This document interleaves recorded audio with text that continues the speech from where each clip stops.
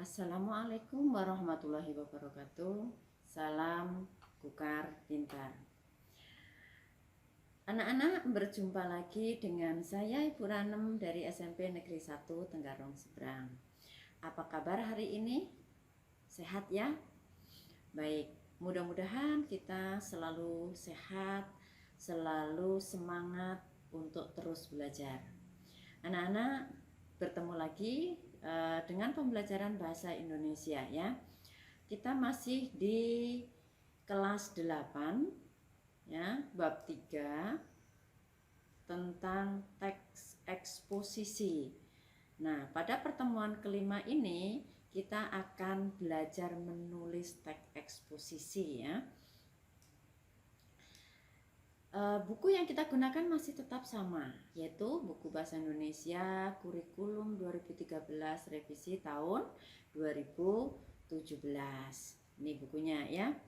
Nah, di sana ada subtema atau pokok bahasan langkah-langkah penyajian teks eksposisi di buku kalian halaman 84. Baiklah anak-anak, sebelum kita ke materi inti, kita akan ketahui dulu tujuan pembelajaran. Setelah pembelajaran ini berakhir, nanti diharapkan anak-anak dapat menentukan langkah-langkah penyajian teks eksposisi ya. Kemudian kalian nanti diharapkan mampu menyusun kerangka teks eksposisi, dan terakhir kalian diharapkan mampu mengembangkan kerangka teks eksposisi menjadi teks eksposisi dengan memperhatikan struktur dan kaidah kebahasaan teks eksposisi. Sudah siap belajar dengan tujuan tersebut? Baik, kita lanjutkan ya. Curah pendapat dulu yuk. Kita akan mengingat kembali materi terdahulu. Masih ingat apa yang dimaksud dengan struktur teks eksposisi? Ayo, ingat tidak? Kemudian, ciri kebahasaan teks eksposisi masih ingat ya? Ya. Anak-anak, kita akan mengingat kembali. Ternyata struktur teks eksposisi ada 3. Apa saja? Yang pertama itu tesis, yang kedua rangkaian argumen, yang ketiga adalah penegasan ulang. Sedangkan di ciri kebahasaan teks eksposisi itu ada 5. Yang pertama kata teknis, yang kedua kata kerja mental, yang ketiga konjungsi kausalitas, yang keempat kata perujukan, dan yang kelima adalah kata persuasif. Nah, kalau kita sudah memahami materi yang kemarin, kita sudah mengingat kembali, kita akan masuk ke materi hari ini, yaitu menyajikan teks eksposisi. Anak-anak nanti akan menulis ya, menulis teks eksposisi. Nah, bagaimana langkah-langkah menulis teks eksposisi? Nah, bagaimana menyusun kerangkanya dan bagaimana mengembangkan kerangka yang sudah tersusun. Mari kita bahas satu persatu. Yang pertama, langkah-langkah penyajian atau langkah-langkah menulis. Kalau anak-anak akan menulis teks eksposisi, nih langkah-langkahnya ya. Yang pertama, anak-anak harus menentukan isu atau masalah yang akan dibahas. Kita tidak perlu mencari isu yang jauh-jauh, boleh mengambil isu yang ada di sekitar kita. Kemudian yang kedua, membaca berbagai sumber yang berkaitan dengan isu yang dipilih, melakukan sejumlah pengamatan di lapangan. Ya, kalau misalnya ada kebakaran, ada isu tentang kebakaran, kita bertanya, mencari tahu tentang kebakaran tersebut. Atau mungkin sekarang ini lagi belum berakhir COVID-19, maka isu itu yang akan kita cari. Kita membaca, kita mengikuti perkembangan informasi, maksud perkembangan informasi. Nah, dari perkembangan informasi yang kita peroleh, nanti kita akan menulis teks eksposisi. Kemudian apa yang kita dapat itu kita daftar ya. Topik-topik yang berkaitan dengan isu yang beredar itu, atau yang booming, atau yang sedang hangat dibicarakan, berdasarkan hasil-hasil membaca atau langkah-langkah pengamatannya. Baik. Setelah ini kita akan lihat contoh topik ya. Contoh topik yang bisa kita kembangkan. Misalnya apa? Misalnya pentingnya penanganan sampah dalam menghadapi datangnya musim hujan. Ya, kalau ada musim kemarau yang panjang, sebentar lagi kan musim hujan. Nah, kalau musim hujan tiba, itu di daerah kita yang rentan apa?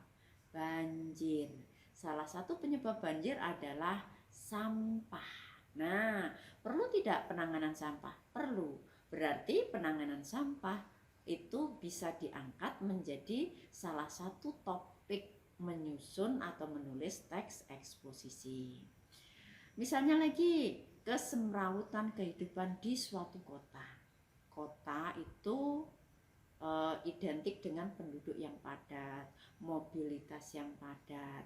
Pasti ya, kalau tidak ditata dengan baik akan semrawut.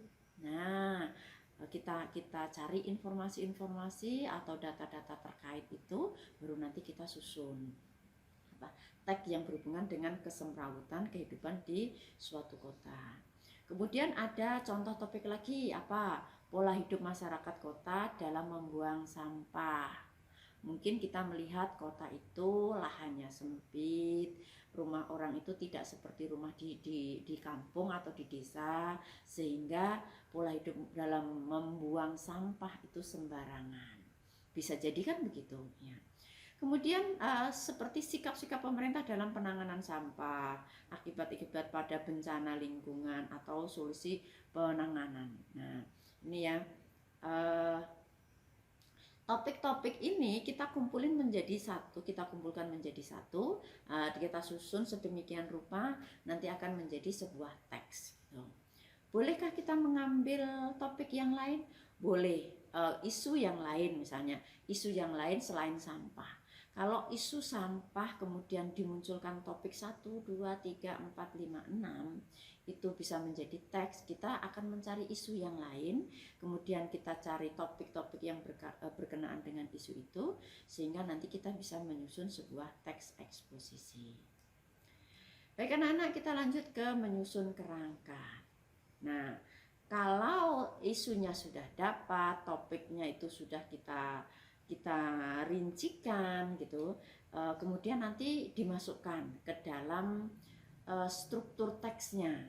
Kita tahu struktur teksnya ada 3, ada tesis, ada rangkaian argumen, dan ada penegasan ulang. Nah, nanti topik-topik itu kita masukkan mana yang termasuk tesis, mana yang masuk rangkaian argumen, mana yang masuk penegasan ulang. Nah, ini tabel ini bisa kalian lihat di buku kalian halaman 85. Kemudian mengembangkan kerangka.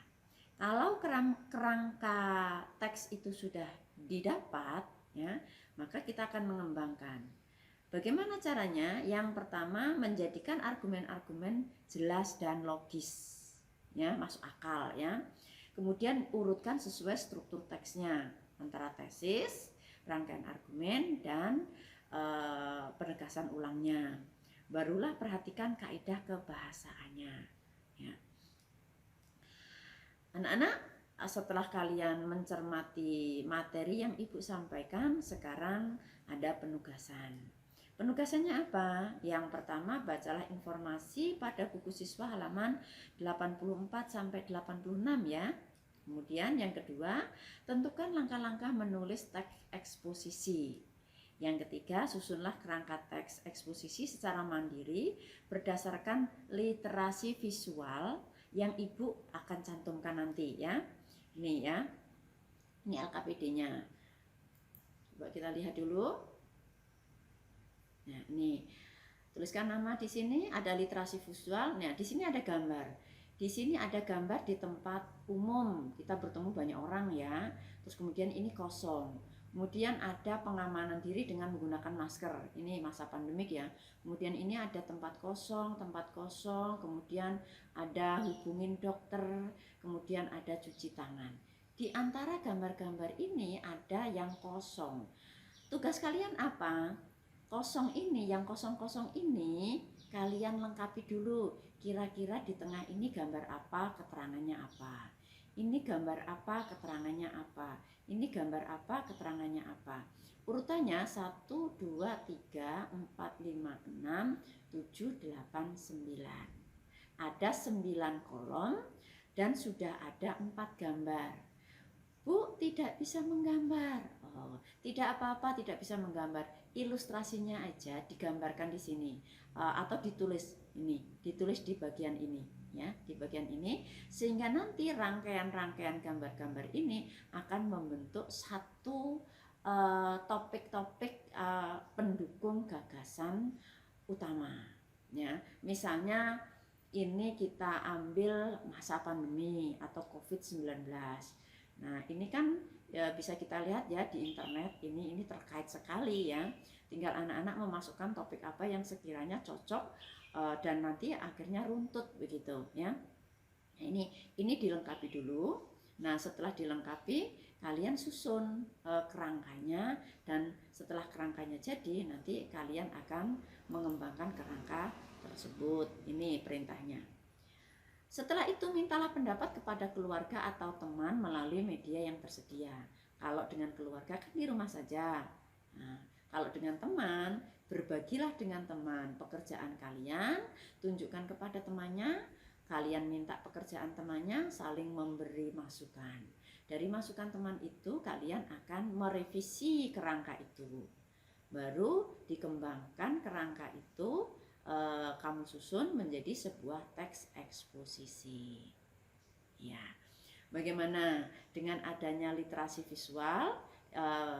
Tentunya bisa menuntun ke isu yang saat ini sedang berkembang. Baik anak-anak, terakhir adalah tak lupa kita membuat mind mapping ya. Nah, berdasarkan pembahasan materi hari ini, lengkapilah mind mapping berikut atau sesuai dengan kreasinya masing-masing. Jadi ketika ibu memberikan sebuah mind mapping, itu bukan berarti anak-anak harus membuat sama persis seperti mind mapping yang ibu cantumkan, tidak. Ini menjadi salah satu alternatif ya, alternatif membuat mind mapping. Kalau anak-anak memiliki kreasi yang lebih bagus ya, lebih unik, itu lebih bagus ya. Nah, mind mappingnya seperti ini. Menulis teks eksposisi, langkah-langkahnya seperti apa, terus munculkan satu contoh tema, kerangkanya topik 1, 2, 3, 4 dan seterusnya. Baru dikembangkan menjadi sebuah teks eksposisi.